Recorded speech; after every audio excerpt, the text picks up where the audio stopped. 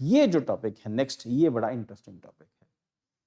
अगर हम सभी ब्रिक्स कंट्रीज, सिर्फ ब्रिक्स कंट्रीज की हम लोग बात कर रहे हैं, अगर ब्रिक्स कंट्रीज आपस में जो ट्रेड है वो अपनी करेंसीज में करना शुरू कर देती हैं, या फिर एक ब्रिक्स की ये कॉमन करेंसी, जैसे इंडिया के पास एक अपनी एक डिजिटल करेंसी है, रुपए की एक डिजिटल करेंसी है जो जो क्रिप्टो की फॉर्म में नहीं है, ठीक, और लीगलाइज्ड जो वो प्रोविजन है, हालांकि वो आपकी जो नोट की तरह नहीं है, पर लीगल करेंसी है इंडिया की डिजिटल करेंसी, रुपया डिजिटल करेंसी की फॉर्म में। अगर ऐसे ही बाकी सब कंट्रीज डिजिटल करेंसीज में आपस में ट्रेड करने लग जाएं, मतलब ये है कि हमने आपको सामान बेचा ना, हमने पैसे लिए ना दिए, वो डिजिटल फॉर्म में आपको पेमेंट दे दी गई, डिजिटल फॉर्मेट में आपसे जो है वो पेमेंट आ गई। अगर आपको बेचा तो आपसे आ गई, हमने बेचा तो हमें आपसे चली गई।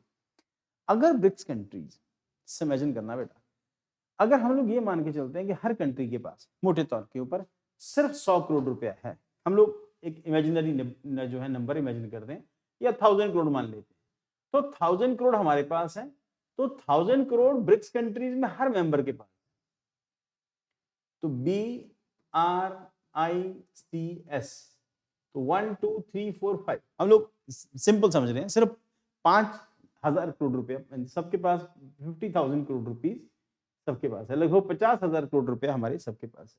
अगर एक एक के पास 10,000 करोड़ रुपया है तो 10,000, हजार ही मान लेते हैं, 10 10 क्यों करना है, 1000 करोड़ रुपया मान लेते हैं, 50,000 है तो मान लेते 50,000 करोड़ ही मान लेते, क्यों डिलीट करना उसको।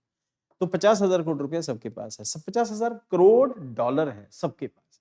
अगर हर किसी के पास सिर्फ 10,000 करोड़ डॉलर है, 10,000 डॉलर है, तो इसका मतलब सबके पास कुल मिला के 50,000 डॉलर हो गया 5 कंट्रीज के पास। 5,000 डॉलर, 50,000 डॉलर, 50,000 डॉलर सबके पास है, 10,000 एक के पास होने से।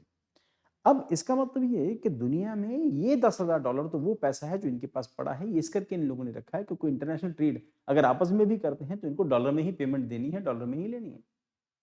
अगर ये कंट्री सिर्फ आपस में ट्रेड करने के लिए, अपनी करेंसीज में सिर्फ ट्रेड करने के लिए, अगर ये जो एक अपनी डिजिटल करेंसी में आपस में लेन देन करना शुरू कर देते हैं, तो इसका मतलब ये कि इनको ये जो डॉलर स्टॉक है इसको रखने की जरूरत नहीं पड़ेगी, या फिर इसकी जो जरूरत है वो कम हो जाएगी। अगर हर कंट्री अपने 10,000 डॉलर स्टॉक में से, जो इसके पास 10,000 डॉलर स्टॉक है, उसमें से 2,000, सिर्फ 2,000 डॉलर कम कर दे, तो इसका मतलब ये है कि 10,000 डॉलर की डिमांड हमारे पास कम हो जाती है। इसका मतलब ये 10,000 डॉलर अब मार्केट में अवेलेबल होंगे। अगर ये मार्केट में अवेलेबल होंगे तो इसका मतलब ये कि अमेरिका के इस डॉलर की प्राइस जो है वो कंपैरेटिवली कम होगी। अब डॉलर के प्राइस डिमांड एंड सप्लाई पर चलते हैं। अगर इनका ट्रेड आपस में और बढ़ता है, इनके साथ ब्रिक्स कंट्रीज में और नए मेंबर जुड़ते हैं, और ये सारे मेंबर्स आपस में अपनी लोकल करेंसीज में अगर ट्रेड करते हैं, तो इनकी डॉलर पर डिपेंडेंसी कम हो जाएगी। हो सकता है अपना डॉलर स्टॉक कम करके आधा कर दें।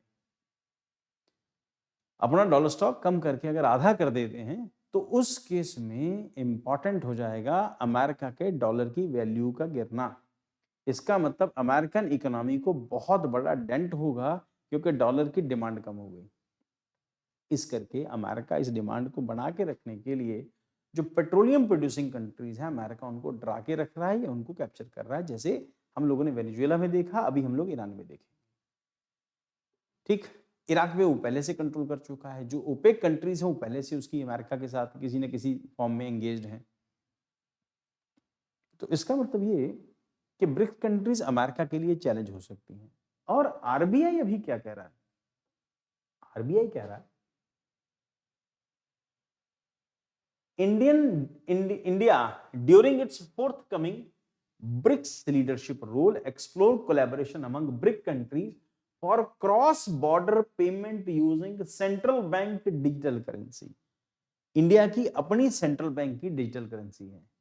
तो अगर हम और बाकी सब ब्रिक्स मेंबर्स अगर सिर्फ डिजिटल करेंसी में ट्रांजैक्शन शुरू कर देते हैं, तो हमारी डॉलर पर डिपेंडेंसी कम हो जाती है। अगर डॉलर पर डिपेंडेंसी कम होती है, इसका मतलब यह है कि हमें हमेशा डॉलर स्टॉक बना के रखने की जरूरत नहीं है।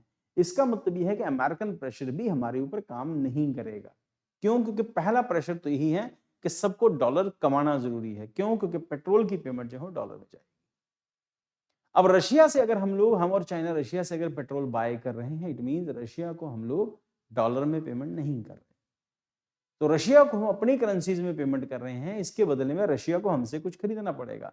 इसका मतलब यह है कि ये ब्रिक्स कंट्रीज आपस में इंटरडिपेंडेंट हो जाएंगी एक दूसरे के ऊपर, तो इनको अमेरिका की तरफ देखने की जरूरत नहीं है। इसका मतलब we have to find the new alternatives of America. तो उस कंडीशन में हमारे लिए जो अफ्रीका है, ग्लोबल साउथ, साउथ अमेरिका और अफ्रीका, ये दो मार्केट्स होगी, तीसरी मार्केट हमारे पास यूरोप आ जाएगी। अगर कल को अमेरिका हमारे ऊपर ब्रिक्स कंट्रीज के ऊपर ऑब्वियसली वो टैरिफ लगाएगा, और आज नहीं लगेगा तो कल तो हो सकता है ब्रिक्स कंट्रीज के साथ वो ब्लैकमेलिंग करे, कुछ को तोड़ने की कोशिश करे, डिवाइड एंड रूल की पॉलिसी अमेरिका लेके आए। बट अल्टीमेटली हमें भी पता है कि ये बहुत लंबे टाइम तक चलने वाला नहीं है। इंडिया को अपने पोटेंशियल को पहचानना होगा और हमें अपने इंटरेस्ट के लिए, नेशनल इंटरेस्ट के लिए काम करना पड़ेगा।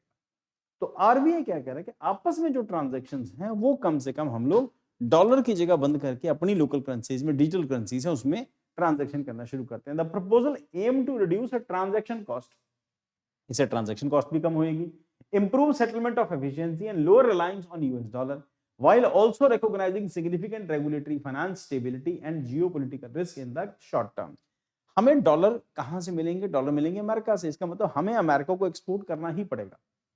अमेरिका डिसाइड करेगा हमारा कोटा क्या होगा, कितना हमारे ऊपर टैरिफ लगेगा, और जीरो टैरिफ करता है तो हमारा एक्सपोर्ट बढ़ेगा, अगर टैरिफ बढ़ाता है तो हमारा एक्सपोर्ट कम होता है अमेरिका को। इसका मतलब वहां से आने वाले डॉलर की सप्लाई भी इफेक्ट होती है। अगर डॉलर की सप्लाई इफेक्ट होती है तो इसका सीधा सीधा मतलब ये है कि पेट्रोल के प्राइसेस, पेट्रोल की पेमेंट तो हमें डॉलर में ही करनी है। तो इसका मतलब ये है कि वहां पर डॉलर की डिमांड अमेरिका बना के रखना चाहता है, और इसके करने से डॉलर की डिमांड जो है वो कम हो जाएगी। अमेरिका इसको अपने लिए चैलेंज मानेगा, इसको डी डॉलराइजेशन मानेगा, तो अमेरिका हमारे ऊपर एक्शन लेगा, तो उसके लिए इन कंट्रीज को तैयार रहना पड़ेगा। So also recognizing significant regulatory, financial stability and geopolitical risk in the short term। तो RBI push to BRICS CBDC. CBDC हम लोगों ने यहां पर देखा central bank digital currency, CBDC. तो RBI has reportedly conveyed the ministry of finance the idea of using India's BRICS chairmanship in 2026 to promote CBDC, central bank digital currency. India BRIC की chairmanship 26 में बताया कि अगस्त सितंबर में आएगी। Promote CBDC based payment corporation, आपस में अपनी अपनी डिजिटल करेंसी में पेमेंट करो जो सेंट्रल बैंक से रिकॉग्नाइज्ड है। The proposal envision a shared payment framework involving founding BRIC members Brazil, Russia, India, China, South Africa, and newly inducted members such as Egypt नया मेंबर है, Ethiopia नया member है, Iran अब पता नहीं क्या फ्यूचर होगा उसका, यूएई इसका मेंबर है, एंड इंडोनेशिया इसका मेंबर है। इनको इंक्लूड करो तो इन सब की करेंसीज को अगर जोड़ के देखते हैं तो इसका मतलब ये है कि ब्रिक्स यूरोपियन डॉलर का बड़ा अल्टरनेटिव हो सकता है या फिर यूरो का बड़ा अल्टरनेटिव हो सकता है। The initiative is still at the conceptual stage and has not been formally announced। अभी तक ऐसी कोई डिक्लेरेशन नहीं है। If pursued, it could gradually evolve into the alternative cross-border settlement and mechanism alongside existing systems। Central bank digital currency क्या होता है? CBDC as a digital form of sovereign currency issued by, guaranteed by central bank. RBI ने अपनी digital currency issue की हुई है, digital form में आपको रुपया मिल जाता है डिजिटल फॉर्म में। देन उसके बाद इंडियाज ई रूपी, जो टर्म यूज की, इंडियाज ई रूपी issued by RBI is a legal tender equivalent to the physical currency। CBDCs are held in digital wallet, non-conventional bank account, transfer directly between the wallets, enabling peer-to-peer value transfer। एक country से दूसरी country, एक businessman से दूसरे businessman को हम लोग अपनी करेंसी भेज सकते हैं डिजिटल फॉर्म में। आपको तो लीगल फॉर्म में जो कागज के जो नोट हैं आपको रखने की जरूरत नहीं होती। Then unlike UPI and RTGS or RTGS which moves bank deposit, CBDC transfer actual central bank money। तो बैंक डिपॉजिट की फॉर्म में है तो ये सेंट्रल बैंक मनी इसको कंसिडर करते हैं। They differ fundamentally from private cryptocurrencies। Cryptocurrencies are decentralized, volatile and unregulated। कोई उनको चलाने वाला नहीं है, कोई बैंक उनकी बैकिंग नहीं करता, तो वो अनरेगुलेटेड है, जबकि इसके पीछे सेंट्रल बैंक की बैकिंग रहती है। CBDCs are centrally issued, central bank issue करता है, जैसे इंडिया का आरबीआई है। Regulated, maintain the fixed face value. इससे क्या होगा, पोटेंशियल बेनिफिट क्या होंगे सीबीडीसी के? फास्टर एंड चीपर ट्रांजैक्शन होगा। Traditional cross border payment rely on the multiple intermediaries and messaging system like SWIFT. CBDCs can enable near instant settlement, lowering transaction cost and settlement delay. Swift हम लोग पहले भी discuss कर चुके हैं. तो transparency and traceability. CBDCs operate on distributed legal tender technology, creating tamper-proof transaction record. This enables monitoring of cross-border flows, helping curb money laundering, terror financing, and illicit capital movement. Programmability of the policy use. CBDC can be programmed with conditions related to purpose क्या होगा, location क्या होगी, time validity क्या होगी और time of merchant क्या होगा. This enable targeted policy interventions and greater compliance in international payment, strategic and geopolitical gain. A CBDC based framework could reduce dependence on, वही पॉइंट कुल मिला के US dollar centric global payment architecture के लिए ये एक चैलेंज होगा. अगर हम लोग अमेरिका को चैलेंज करेंगे, ऑब्वियसली अमेरिका ब्रिक्स कंट्रीज के ऊपर एक्शन भी ले सकता है, वो फाइनेंशियल एक्शन भी ले सकता है, और इसमें कोई डिनाइल नहीं है कि अमेरिका मिलिट्री एक्शन भी ले सकता है. हालांकि बहुत बड़ी कंट्रीज है, अमेरिका ऐसा पंगा नहीं लेगा. तो उसके पास कुल मिला के जो एक ही ऑप्शन बच जाता है, that is it offers an alternative mechanism for trade settlement with countries affected by sanctions such as Iran and Russia, strengthen economic cooperation with BRICS and Global South. Risks and challenges in cross-border CBDC adoption, regulatory and technical coordination, aligning legal framework, data standard, privacy norms, and cybersecurity protocols across multiple countries is complex.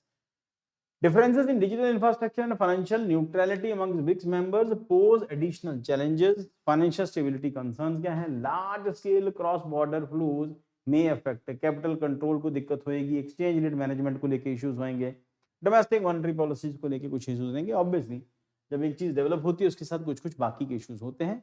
सबसे बड़ा risk जो है वो cyber security risk का है. And CBDC platform could become high value targets for the cyber attacks. Possibility है कि America अगर वैसे नहीं कर सकता तो साइबर अटैक करना शुरू कर दे. देन उसके बाद any breach could undermine trust and sovereign digital currency. इसके बाद हो सकता है इसमें कुछ गड़बड़ हुई तो दो कंट्रीज के बीच में टेंशन बढ़ेगी, ब्रिक्स कंट्रीज के बीच में टेंशन और बढ़ सकती है. Geopolitical and trade risk. Moves to reduce dollar dependency may trigger strategic pushback. तो ये एक इशू रहेगा, स्ट्रेटेजिक पुशबैक, डॉलर के ऊपर डिपेंडेंसी खत्म करने पर. फिलहाल तो दुनिया में एक उसका एक बाप है ना, एक करेंसी है जिसको सभी लोग फॉलो करते हैं.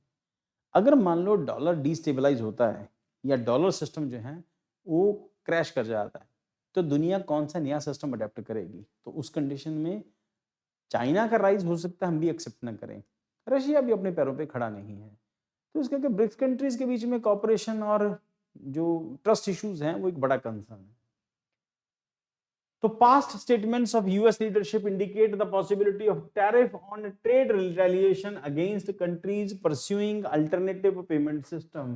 अगर आप कोई ऐसा पेमेंट सिस्टम डेवलप करते हैं, जैसे हमने स्विफ्ट भी डिस्कस किया था, तो अमेरिका हमें एक्शन लेगा हमारे ऊपर. इंडिया मस्ट वे along long term autonomy against short term economic cost. तो हमें करना ही पड़ेगा. जब तक हम अपना पोटेंशियल नहीं पहचानेंगे, अमेरिका से डरते रहेंगे, तो ऐसे ही डरे रहेंगे सारी जिंदगी. अगर हमें अपने इससे करेज में थोड़ा सा करेजियस होते हैं, थोड़ा सा निकल के बाहर आते हैं, then definitely we will rule the world. The RBI proposal reflect India's growing ambition to shape a future global financial architecture particularly for the developing world. While CBDC based cross border payment promotion promise efficiency, transparency, strategic autonomy, their implementation requires gradualism, robust safeguard and diplomatic balancing. इसका एक और भी alternative हो सकता है, that is BRICS currency. अगर BRICS currency ही introduce हो जाए, ये ब्रिक्स कंट्रीज आपस में ट्रेड करने के लिए ब्रिक्स करेंसी इंट्रोड्यूस डेवलप कर लेते हैं, तो फिर तो अमेरिका शायद बिल्कुल बर्दाश्त ना करे. हो सकता है कि बड़ा एक्शन ले ले अमेरिका, किसी भी हद तक चला जाए अपने आप को बचाने के लिए. क्योंकि उस टाइम पर अमेरिका पर दुनिया का कर्जा बहुत बढ़ जाएगा. जिसके पास डॉलर है वो अमेरिका से उसके बदले में अपनी करेंसी डिमांड करेगा. अमेरिका की इकोनॉमी तो चलती ही इसी डॉलर के ऊपर है, इसी करके उसकी इकोनॉमी का साइज सबसे बड़ा है, क्योंकि डॉलर की डिमांड हमेशा बनी रहती है. अगर डॉलर की डिमांड में कमी आई तो अमेरिका बड़ा एक्शन ले सकता है. अमेरिका के जो कोलैप्स है वो शायद अभी हम भी बर्दाश्त नहीं कर सकते, या हम भी नहीं चाहेंगे कि अमेरिका जैसे सिस्टम का कोलिजन हो जाए, बट हम ये भी नहीं चाहेंगे कि अमेरिका हमें ब्लैकमेल करे ना। हर हालत में हम यही चाहते हैं कि इंडिया अपने आप में एक्सेल करे, इंडिया अपने आप को एक्सप्लोर करे और इंडिया अपने पोटेंशियल पर अपने दम के ऊपर आगे निकल के आए। चलो नेक्स्ट चलते हैं।